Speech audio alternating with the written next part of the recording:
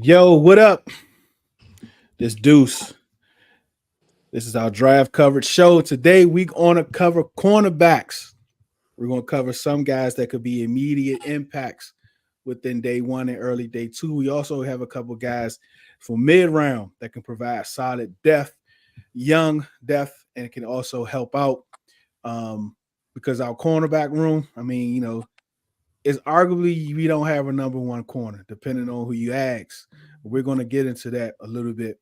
And also, I just want to say, I put out a couple tweets the last couple days about a few moves that we could possibly make. You may not. Because look, we've been wrong about absolutely everything that Bruce Wayne and his crew have done. Absolutely everything we've been wrong about, right?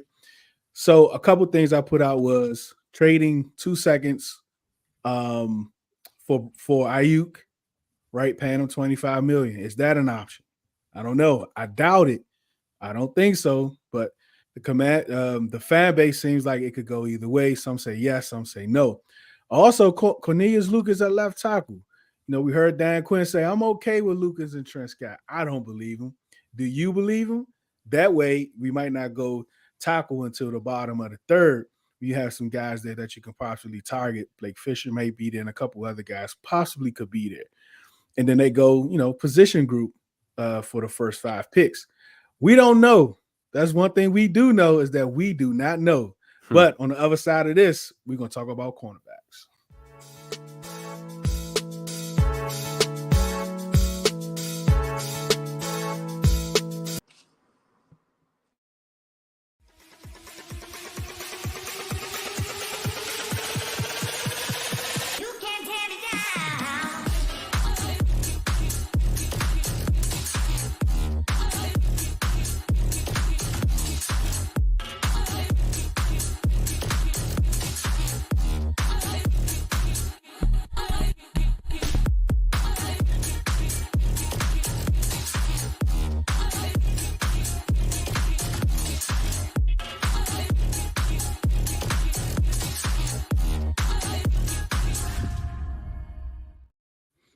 Welcome back. This is the Commanders Draft Coverage. I am Deuce. And no, this is not Red Zone in the Lab. I'm sorry about that. I was looking at both of them, and I said, let me just click this one. I knew it was the wrong one to click, but we here now. Adam, how you doing, buddy? Good. How's it going? Hanging tight. DT, what it do, man?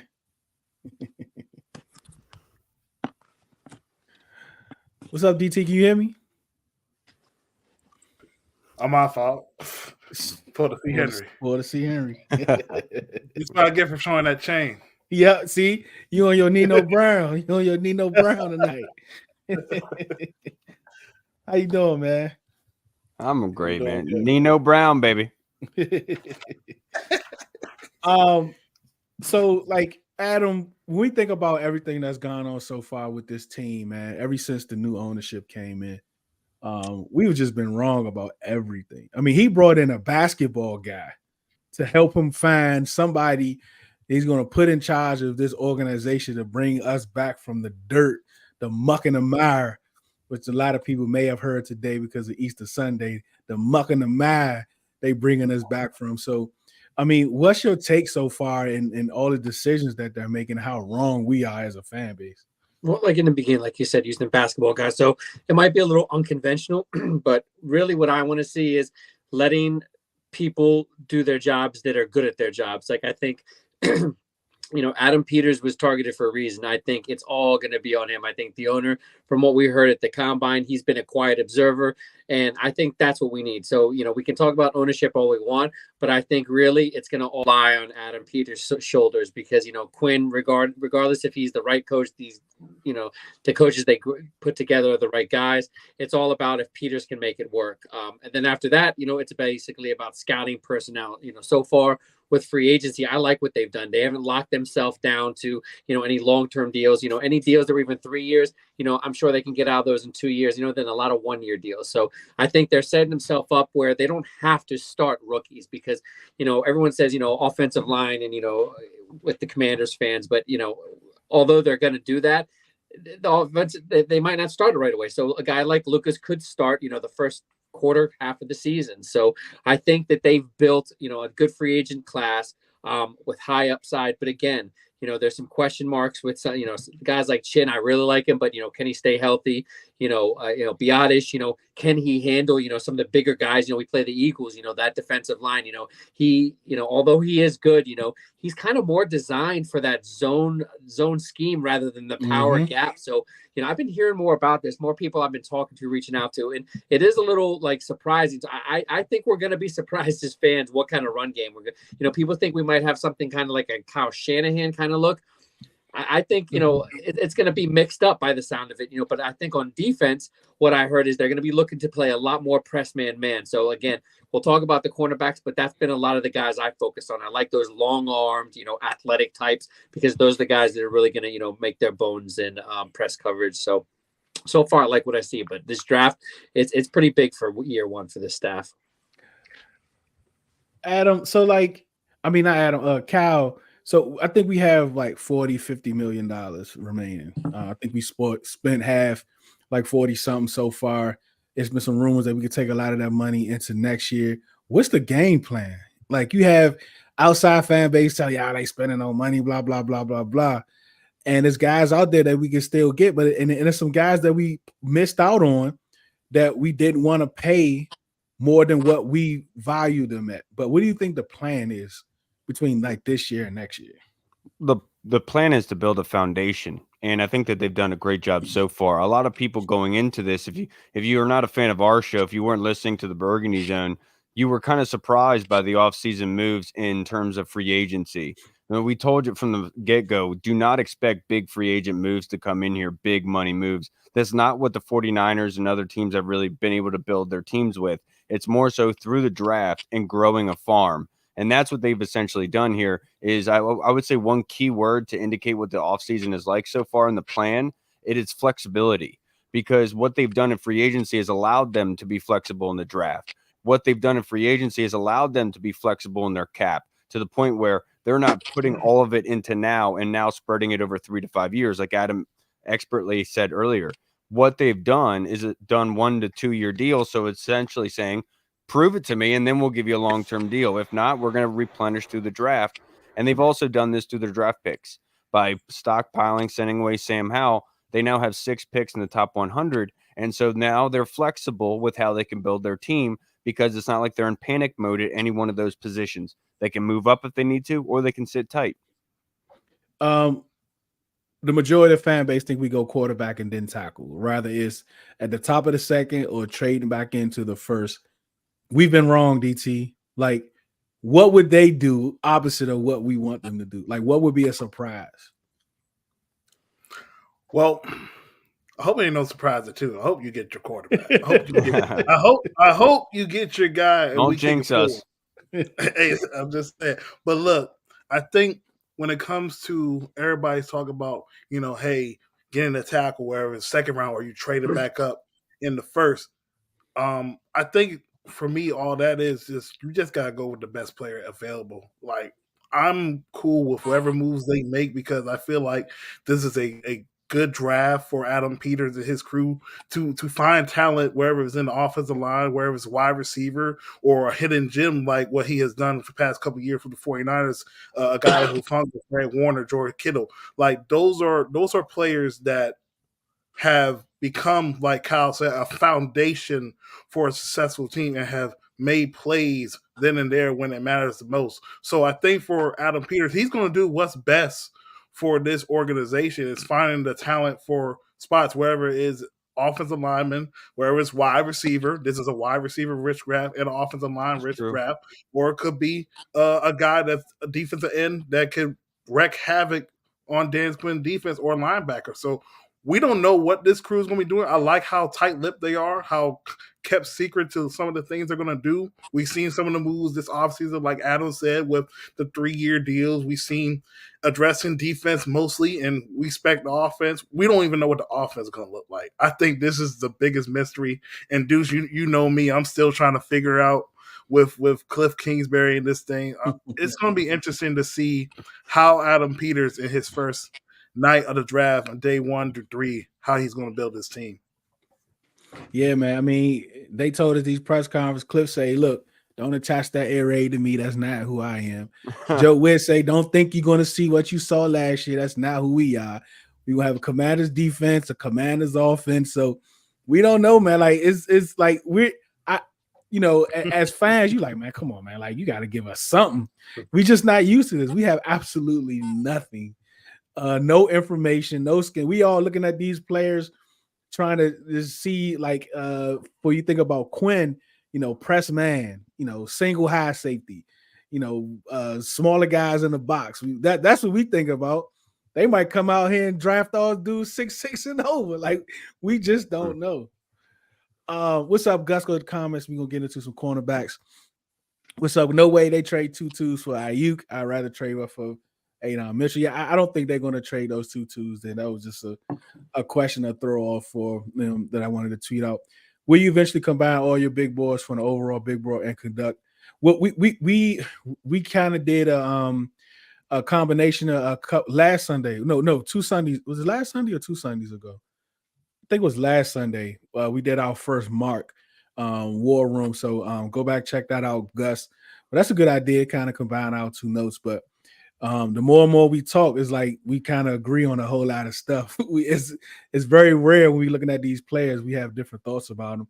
And we have no idea how it's going to play out. Exactly. What's up, man? I see the great Adam. He's in the house. It is. What's up, Tim? Jaden Daniels trade up candidate for Vikings or Raiders. Man, like if we take May, I think they definitely going to put all the chips in, and both of them going to try to come up. If New England is not going to take a quarterback there. You know what I thought was interesting, Deuce, real quick, was that, Gerard Mayo 2 weeks ago, a week ago, said that, everyone knows what Chicago is going to do at 1, but nobody knows what Washington is going to do at 2. And then at Drake May's pro day, the 4 people standing next to each other, Adam Peters, Dan Quinn, and then it was Gerard Mayo, and then I think their GM was standing right next to him. So I'm sure Gerard Mayo and company were trying to figure out if you guys like him or not. What's up, Radar? James was good, man. Then you slip away.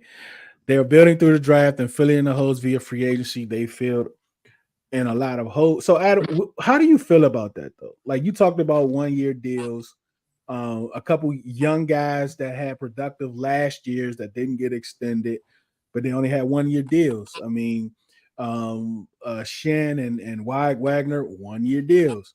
So how do you look at these holes? Do you think they're temporarily filled, or how do you look at it? Yeah, it is. It's just temporary. So, you combine the draft with, the next year again free agency. So it's really just about building a team right now. So they build a team. They're trying to build, chemistry, but they're also trying to build, again, culture. We keep hearing this term, but I think that's really what you expect when you bring in a guy like Wagner. It's very similar to when they brought in London Fletcher. Just London Fletcher had a lot more in the tank left, I think. But I think Wagner, he's going to surprise some folks. But I think that you're going to have, after this draft, I think you're going to see more linebackers.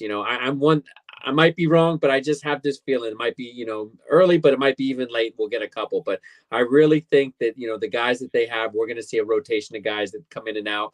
I think it'll be interesting until they find that guy. So, I think that it's not about temporary, clogging holes or anything. I think it's just really setting, it's building a roster. And this is how professional teams do it. You build your team, through free agency and the draft, but really, you're getting the stars starting the draft and you're trying to put those holes in free agency. You're not trying to find stars in free agency. Teams that are doing that, they're usually on the bottom of the league as far as records go. So I think for right now, until proven different, they're younger guys. Nobody's, really over the hill. You have Ertz, which I think that's another culture move to try to get, build a tight end room because they don't really have one right now. So I think, there's a lot of thought going into this. So we'll see. So far, I like what I see on paper, but, that this is a really hard division that they play in. Even the Giants, have been a pain in their ass. So it's it's a really hard division. So I think, it starts with quarterback. So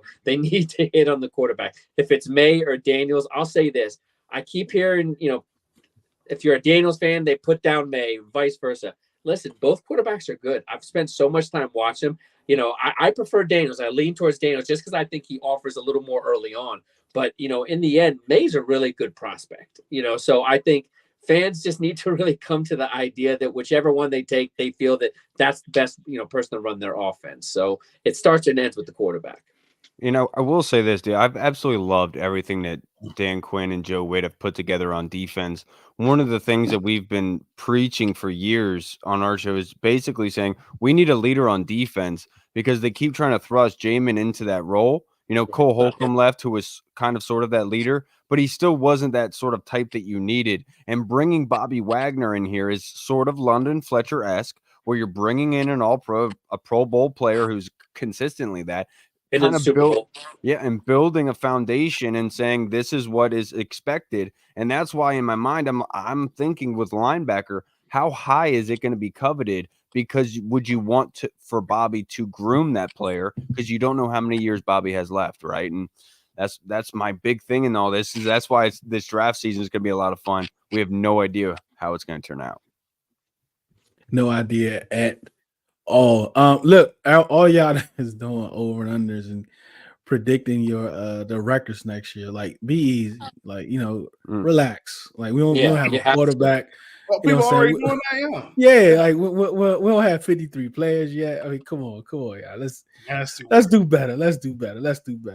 What's up, Kev? I think this might be your first time coming. We definitely appreciate you stopping through, man. James Murrow, man. I see y'all in there. Chuck, I see y'all. Gus.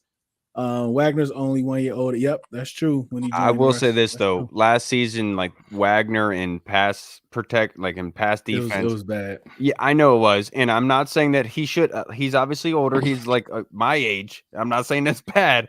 I'm just saying the way the NFL works, it's going to be a lot quicker than London's. I would imagine. London was a freak of nature as well. He would hit the cold tub before and after games. Just an alien, man. So, question about the Wagner thing, right? So we know last year he had a insane amount of tackles, 183 tackles last year, pretty much led the league. But again, we talk about the coverage. He's not the same Bobby Wagner when they first started Legion Boom. So there were some times they did take him off the field in certain spots. So with that being said, coming over here, you got Frankie Louvu on a 3-year deal. And you got Wagner, who had the green dot. Where does that leave a Jamin Davis? Jamin, he's going to be heading to his last year probably. I don't see this organization picking up the 5th-year option, but I do see his versatility could be used very heavily.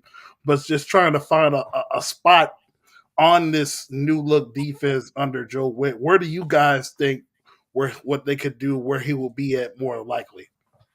From everything I'm hearing, they're going to try him in camp. They're going to try him rushing on the edge. So if he can do that well early on, he's going to get a lot more snaps. But if he can't do that, he's going to be more of a rotational guy. That's everything I hear. So they're basically looking how they can use him and attack him on the edge. That's some of the stuff that he did the last year as Kentucky, because I don't think they have faith in him. Definitely not in a middle linebacker role. That weak side, I think you have options. You could say Louvu is already an upgrade over him. So where does that leave Jamin Davis? I don't think that there is going to be no 5th-year option. They're not going to make that decision by the deadline. So I think he'll have to make his bones as a 3rd down pass rusher early on. And I think if he starts getting to the quarterback, he'll be on the field more. But to me, that this is what he's going to have to do to be on this team long term. But I'll be honest with you, everything I've just seen from these coaches and everything, it will take a 10-12 sack year from Jamin Davis for him to be back.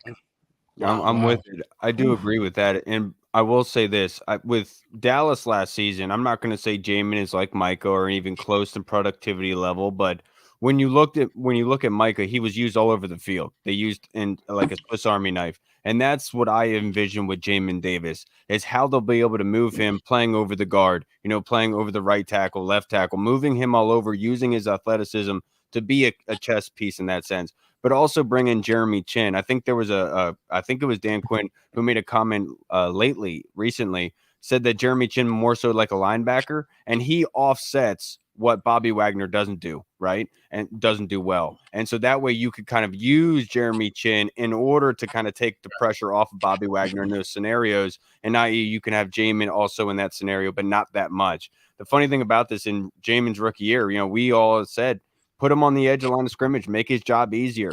Don't allow him to think. Tell him to seek and go. Set the edge or get after the quarterback in the run game, and obviously that wasn't the case now, but hopefully this defensive staff will be able to do that for Jamin, and hopefully he can make himself money down the road and be productive for us. Yeah. Gus, I think we have 40, 50 million left as far as cap spending. So someone like Cosme, who knows? Like, I don't think anything will happen before the draft, but you may see something, after the draft or in the summer, an extension with some of these guys. But look, man, it's a new coaching staff. They ain't draft none of these guys. So Right. it might be one of these, prove it, show me the first 6 games of the year, and then we'll come to the table, So we just don't know. All right, let's get into some film, man. Let's go with Kenyon Mitchell. Cal, we will start with you. Yeah, Quinyon Mitchell. Absolutely. I love this guy. One thing you have to take away here from this play in particular is a red zone situation. Obviously, the wide receiver runs a corner route, but watch how he attacks the football. He doesn't wait for the football. He's attacking the football. And watch his visor. He's turning his head as he's going up to the football. Also love his jersey number 27. But the fascinating thing about this football game is you could tell how cold it is. Right? Just by looking at it, you can tell how cold the temperature is. If there's snow on the field, there's ice out, and look at the way he's playing. You couldn't even tell, right? But imagine the kind of athlete he is in that kind of weather, and being in warmer situations, actually might be an awesome guy, but he just reeks like a Buffalo defensive back where he's going to attack the football. He's very, I will say this, very patient, very calm, cool, and collected under pressure. And I just love the way that in the passing game, he does attack the football in short, intermediate, violent ways. Yeah, I definitely like him getting his head around on that one play. Go ahead, Adam. Something DBs all have. Yeah, no, I think this guy, he probably had one of the best off seasons of any prospects in this draft, because I think before the Senior Bowl, there was nobody talking about him even as a first rounder. So, for him to rise up to be, arguably the top corner and probably the first corner that's going to get selected over guys in the SEC and ACC is pretty impressive.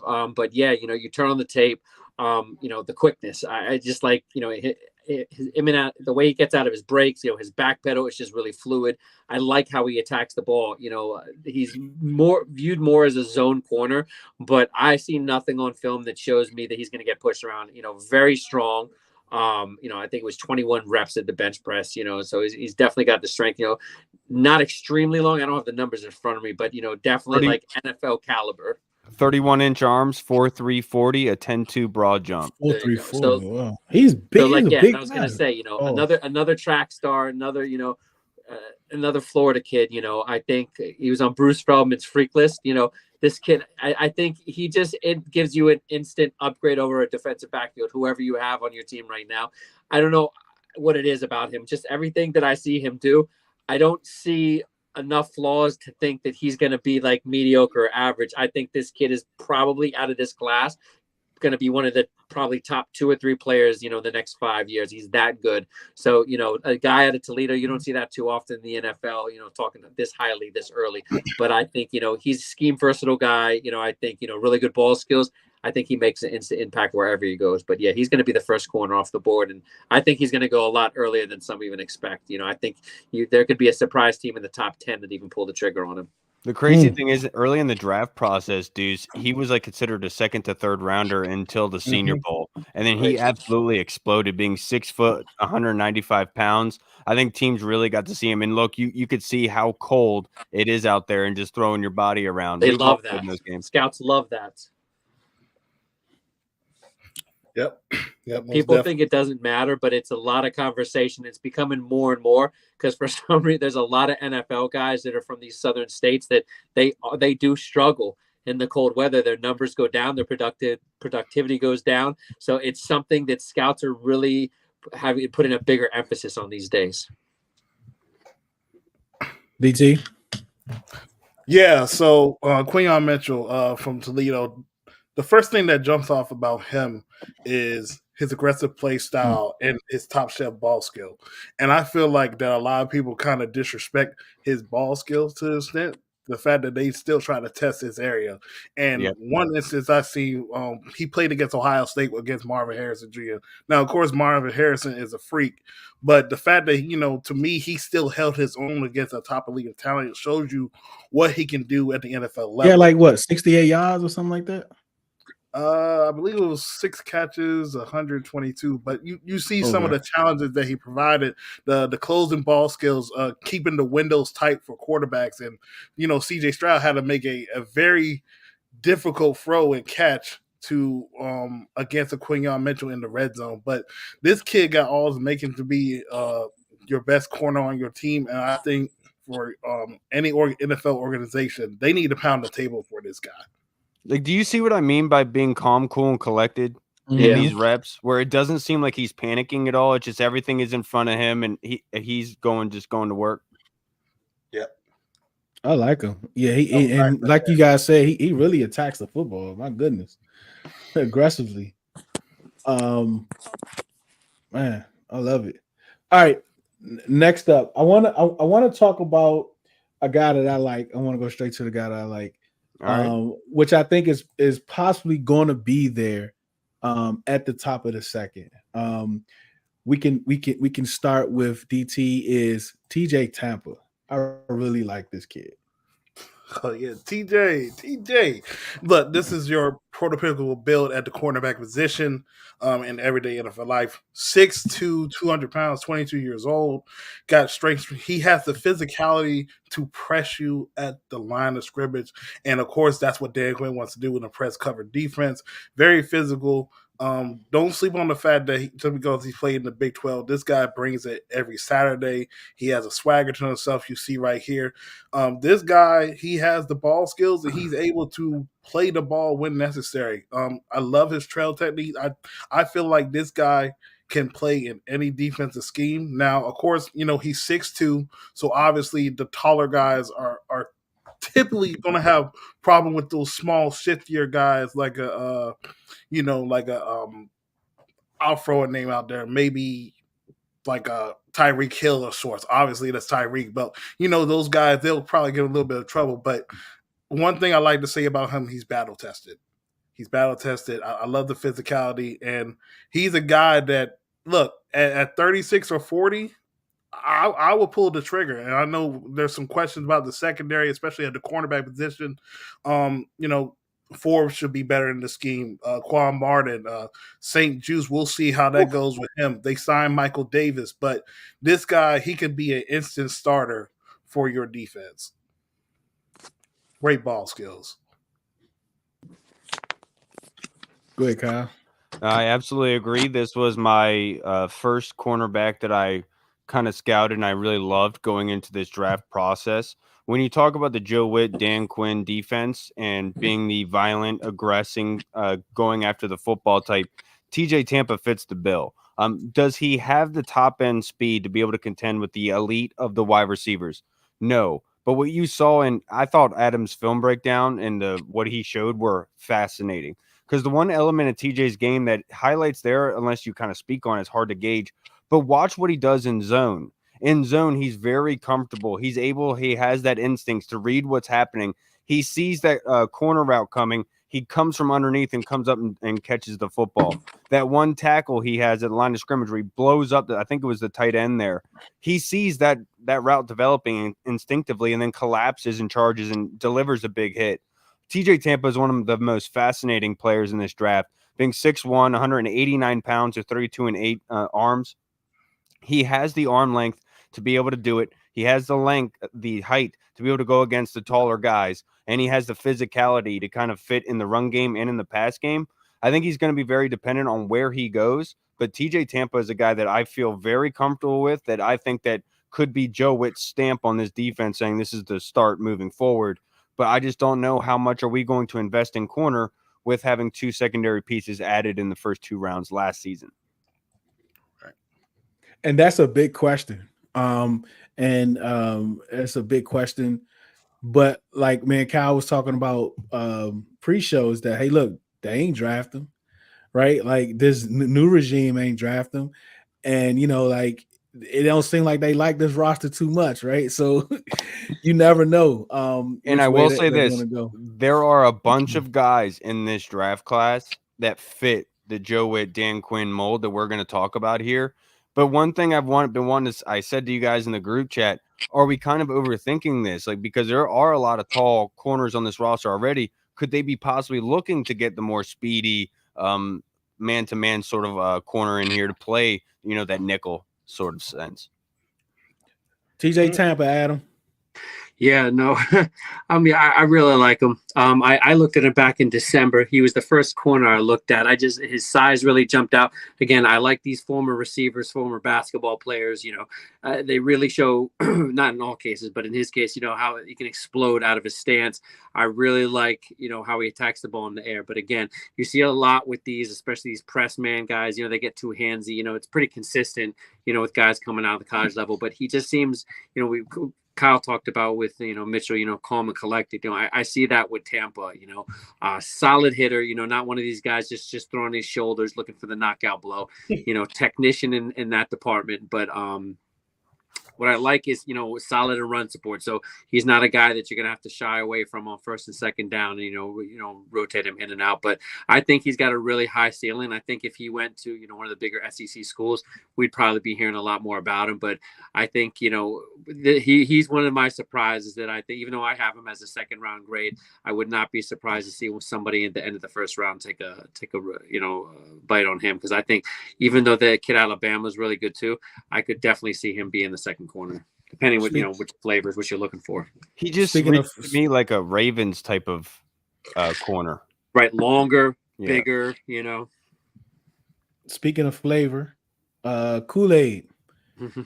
Start with you, DT. What flavor we talking about? We talking about fruit punch? We talking about But yeah, look, Kool-Aid McKenzie played at Alabama alongside his teammate Terrion Arnold. He has tall frame, long arm, has the athleticism for the NFL that conveys at that position. Solid overall athlete. I do think there is some elite top speed that will be questioned with him a little bit, but him playing under Nick Saban and Saban's history from his time being defensive back coach in many places, he helps Kool-Aid McKenzie very much at his time as Alabama. Very aggressive corner, solid, strong hands at the point of attack, able to genuine line of scrimmage. He shows enough awareness in space and understands route concepts very well at the NFL level. Hopefully, he'll be able to beat the ball to his wide receiver. He also brings a value as an explosive return man as well. So, once the ball gets in his hand, he look for him to house it. Go ahead, Adam. Yeah, no, you mentioned it at the end. That's what I was going to say. He offers that upside as a returner. You're a team, in the NFL, everyone's looking for a returner. So you drafting the guy, Kool-Aid. I'm not sure that's, you're probably looking in that first round, maybe the beginning of the second round. I don't see him slipping that far though. But again, another more typical zone coverage guy. So I'm not, if Washington is in fact looking to play more of that, even though, let's say he slips the second round, I don't think I would invest that pick on him, even though I like him. I think that he's extremely athletic, but again, pure zone guy. I think he'll struggle with any other, defenses and schemes, but everything I'm hearing out of Washington is that's what they're doing. So again, if you're a zone team, heavy zone, he offers good size, 32-inch long arms. So, good length. So, I'm not big on him, to be honest with you. I'm not big on a lot of the early corners. After Quinn and Mitchell, I don't know. I can definitely find flaws and reasons to pass on him if you're talking about a top 60 pick. What was his injury, Kyle, before you get into him? Who, Kool-Aid? Yeah. I'm not 100% sure about his injury. I thought he had an injury. But him being 5'11", 199 pounds, 32-inch arms, he is more comfortable in zone more so than his counterpart in Terrion Arnold.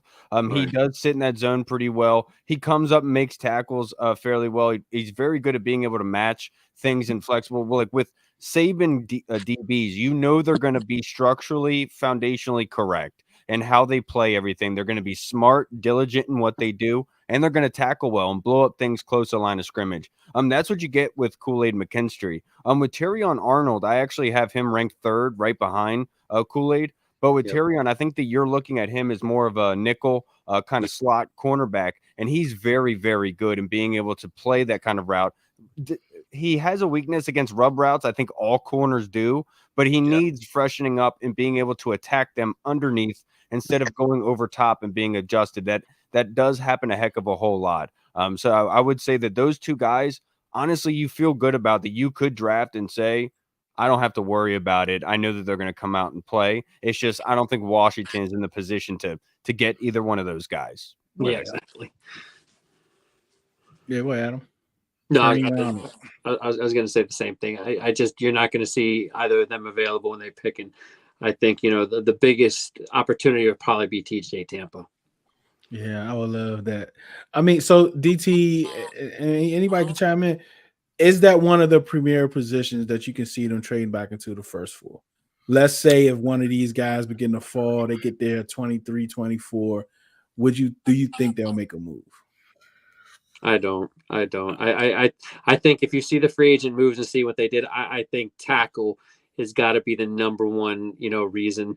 Other than like if somehow Brock Bowers, which is not going to happen, drops into the 20s, that would be a scenario I could see. But other than that, I think tackle is who they're going to be looking at. And it's just, I'm just reading the tea leaves from their activity in free agents at the position. I think, they addressed, left guard, but short term. So I think, your left tackle, left guard is definitely going to be two positions I think they look for, relatively early.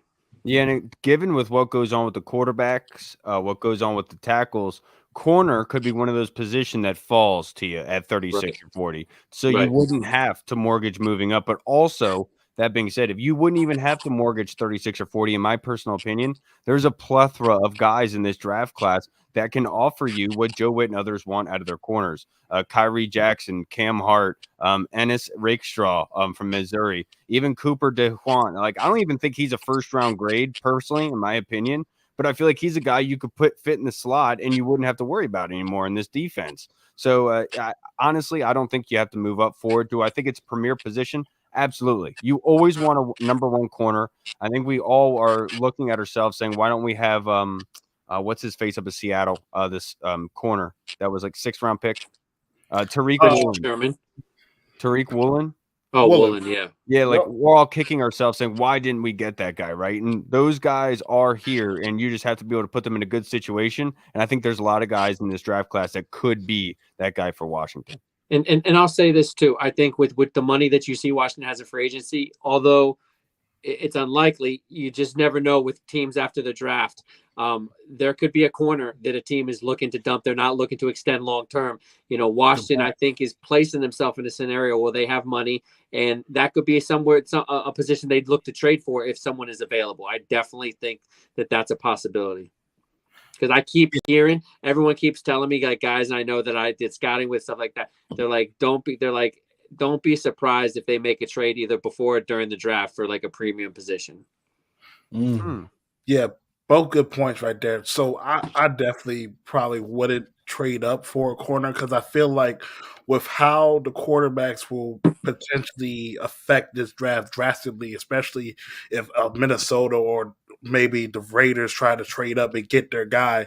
The quarterbacks, the offensive tackles, and the wide receivers are looking to be very large, some in the first round. So that could potentially push your corners / defensive backs somewhere around the 15 to 32 range. And you'll still have some good quality guys you could potentially get in the second round. I think for Washington, it's pretty obvious that they have to get a bookend tackle in the future on a 5th-year option. Talented guys like Godin, we talked about them last week, Tyler Guyton, Jordan Morgan, those guys like that. So I'm pretty confident in what the corner class will look like on day 2 and even on day 3. Even they have to go on the late down. Because we've seen with Dan Quinn and his defense, they developed and gave opportunities for Trayvon Diggs and Deron Bland. Deron Bland was a 5th-round pick, and he just became all-pro. And so we talked a lot of guys that could possibly be there. at the top of the second. You also want to add in Nate Wiggins in there. He's someone that could possibly make it or can be there at the top of the second round.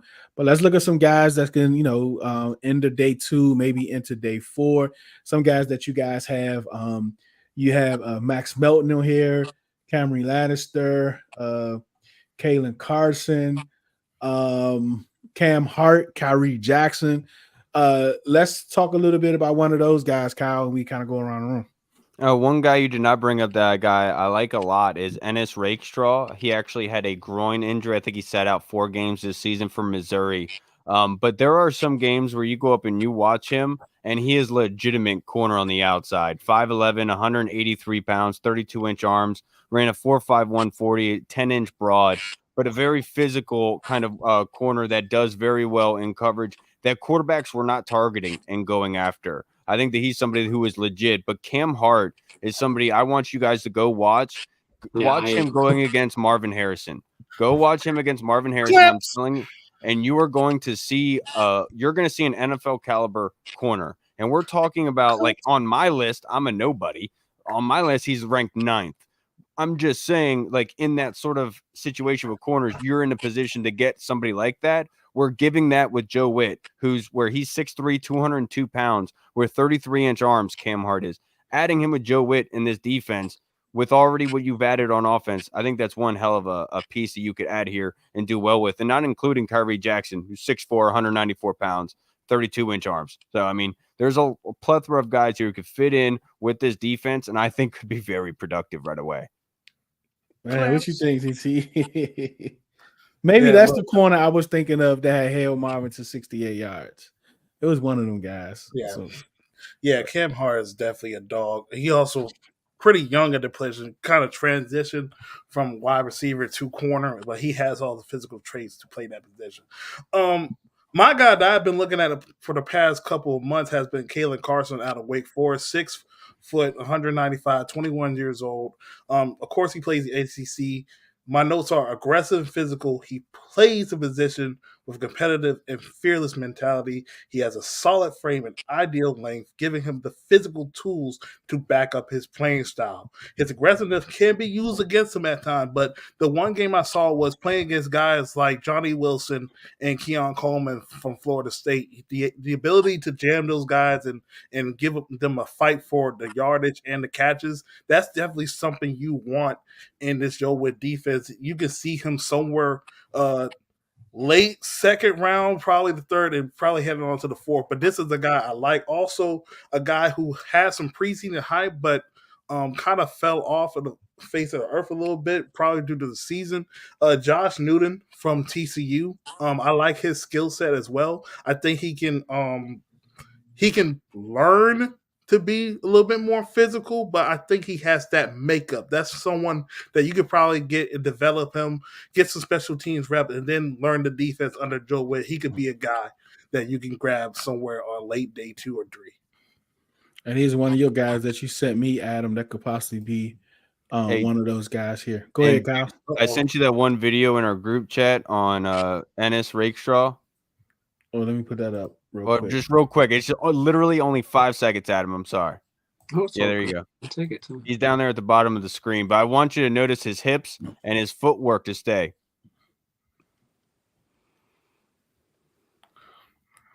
Dang, y'all got a draft group chat? Oh, my bad, DC. You know about it. My bad.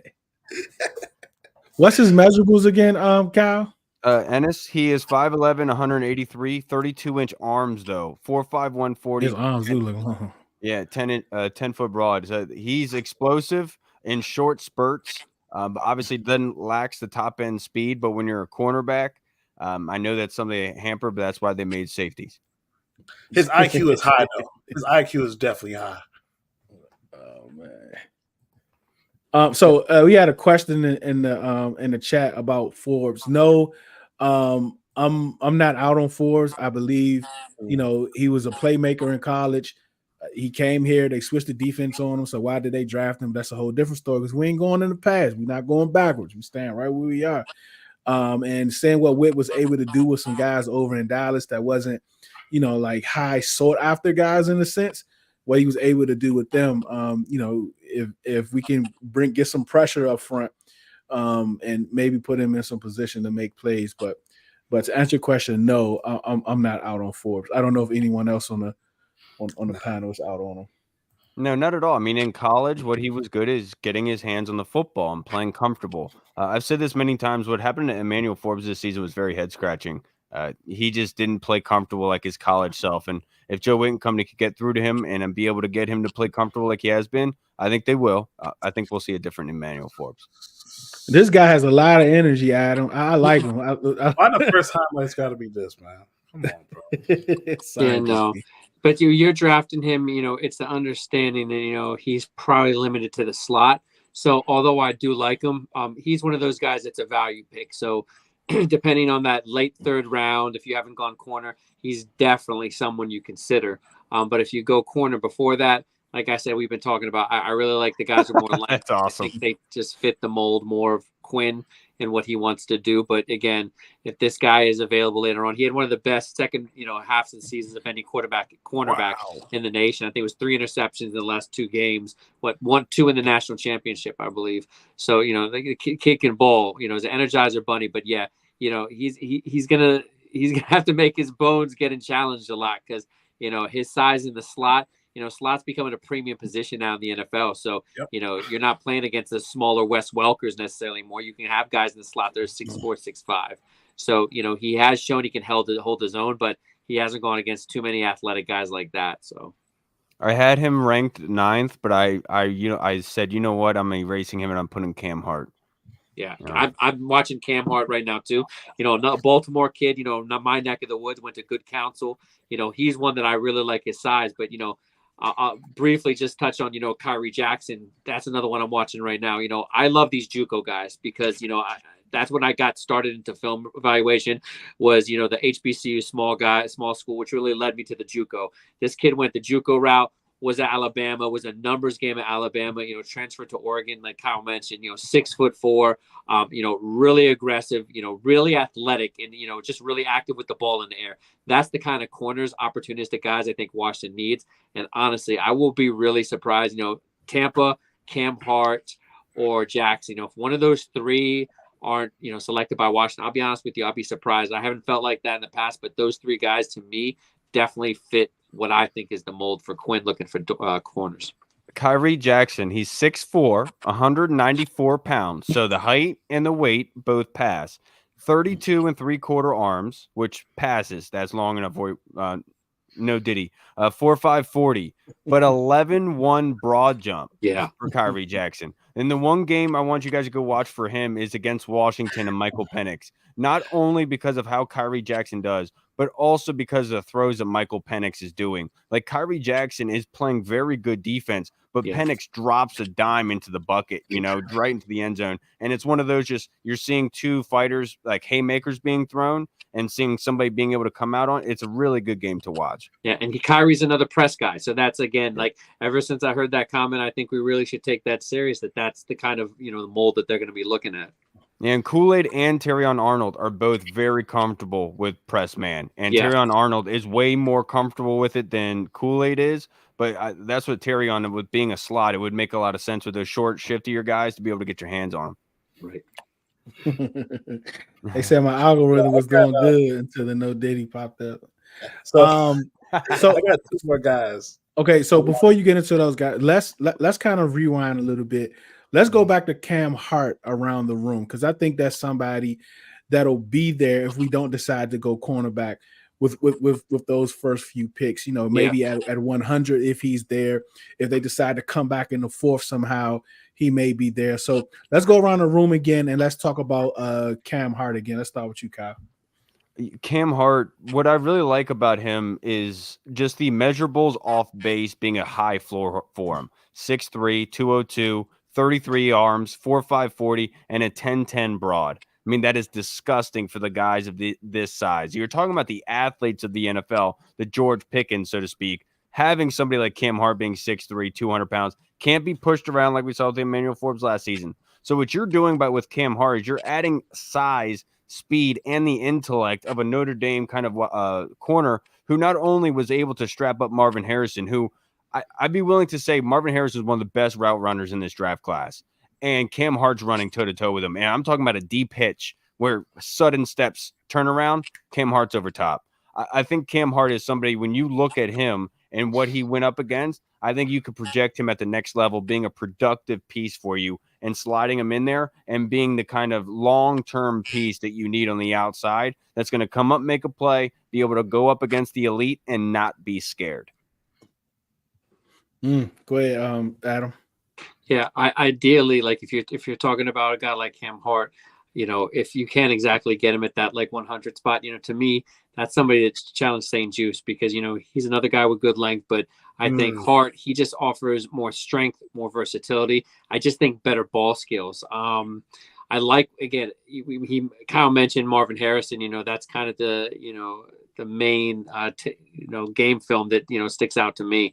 I'm actually watching him now. I'm 3 games in, got another 2 to go. That's the next report I'm going to have out. So but again, I like these high football IQ guys, and with corners I think it's imperative because I think we saw with Washington what it's like to when there's a lot of miscommunication in the backfield, and I hate to say it, but a lot of that has to do with low football IQ prospects. And I think there is something to be said for these Notre Dame guys. They do come into the NFL. They're not always the most successful, but they are backbones of team, very intellectual, very smart guys. So I think he's another example. I heard him have an interview the other day and just how he was presenting himself, just explaining, they were asking about plays, what he feels like he can do on the next level.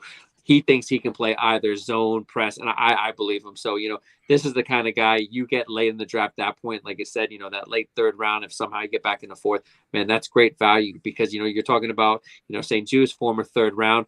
I think he's going to get shot. I don't think that they're going to give him the start job. I think Forbes, he's going to get more of a chance. Former 1st round, it's just the politics of the game. I think with St. Juice, we just, to me, put the PFF stuff aside. I respect those guys. It does come in handy, but I think, all in all, if you watched all the games last year, he was not a good corner. He just wasn't. So I think, they're going to bring someone to challenge him right away. And I do think, one of these guys, these young guys will be able to, probably beat him out for playing time. Because, again, I'm not impressed with his game.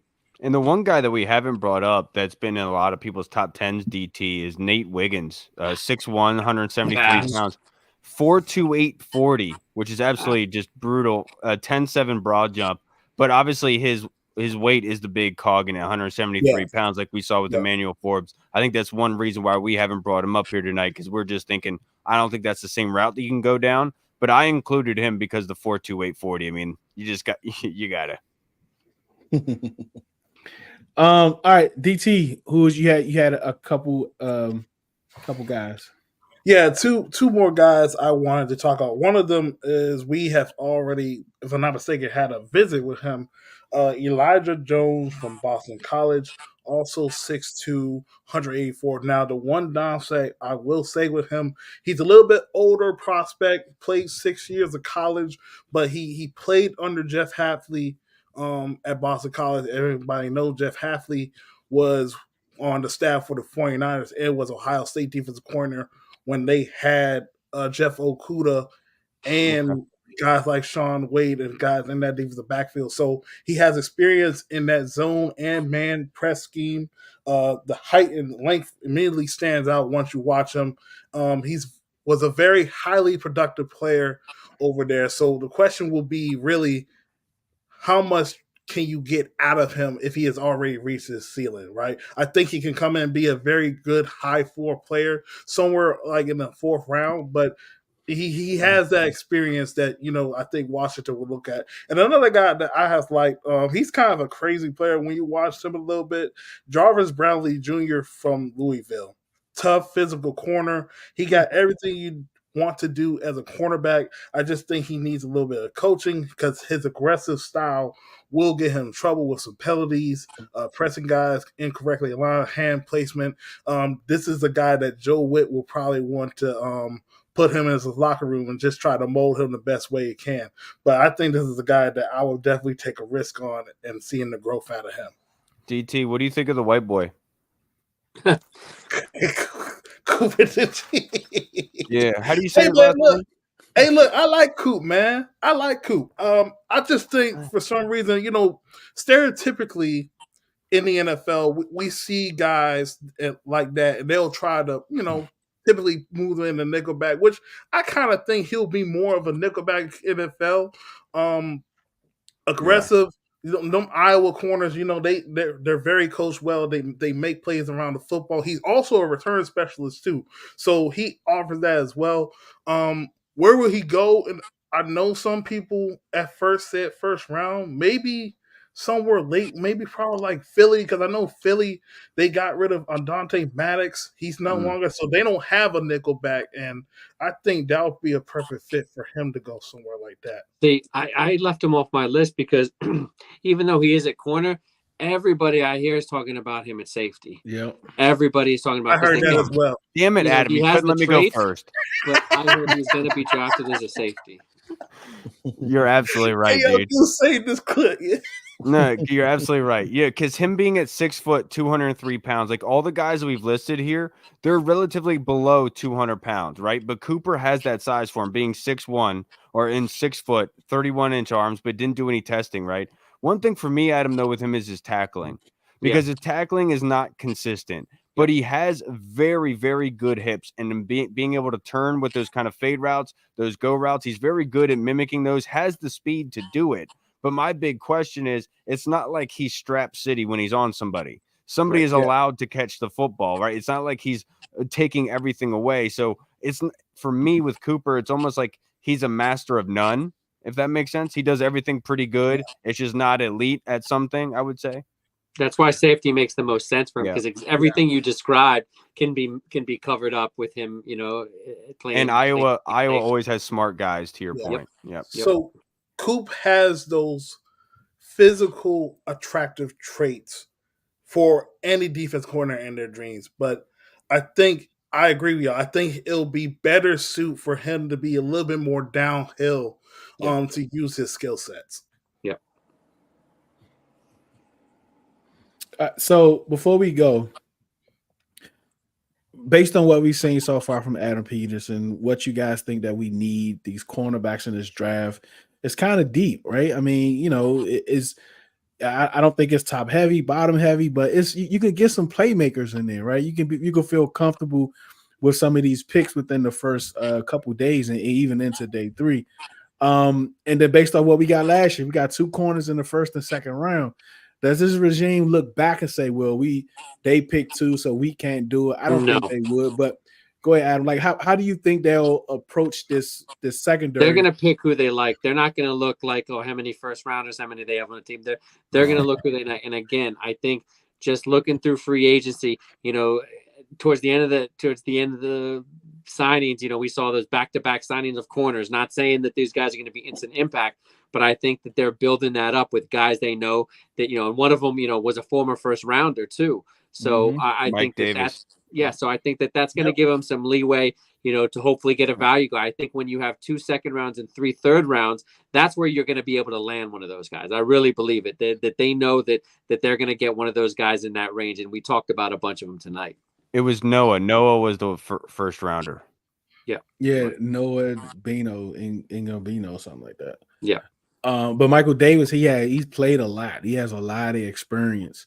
He was an undrafted free agent. Yeah, I think he played I think he started 8 last year, played in over 13. So he has a lot of experience over the last few years. So I think the one important thing for everyone to kind of understand, though, is like when we're putting out these rankings, like it's not like we're saying that these guys are just based on this is who they are. Like we're projecting this based on this defense and what they're being added into and how they fit this defense, what we have here. Because I think it's very important to point that in there. Like this isn't the Ron Rivera defense where if we knew that they were just being put out there and not coached up, there'd be a problem. But Kyrie Jackson, Cam Hart being over 6'2", being 6'3", 6'4", that offers you what this defense likes. And so it's just different in that sense. I just want to make sure that gets we mentioned Tariq Woolen. I think you're starting to look at guys big, tall, athletic like that.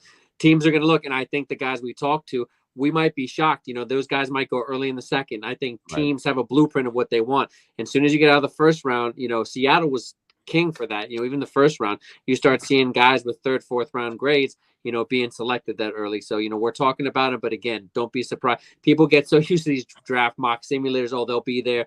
Yeah. The NFL is every draft. That's why, hits are so rare that, these guys, we have third, fourth round grades. They could be picked in the early second. So I think you just can't get locked on to a certain kind. You just have to have a prototype of what you're looking for. Yeah, one of the great examples of that is a couple years ago, the Pete Werner draft when he came out, and he was my favorite linebacker coming out of Ohio State, and people had him like a third, fourth round grade. The Saints took him early in the second round. Yeah, like just how you could say blue in the teeth that everyone's not going to pick him until third or fourth. You have no idea.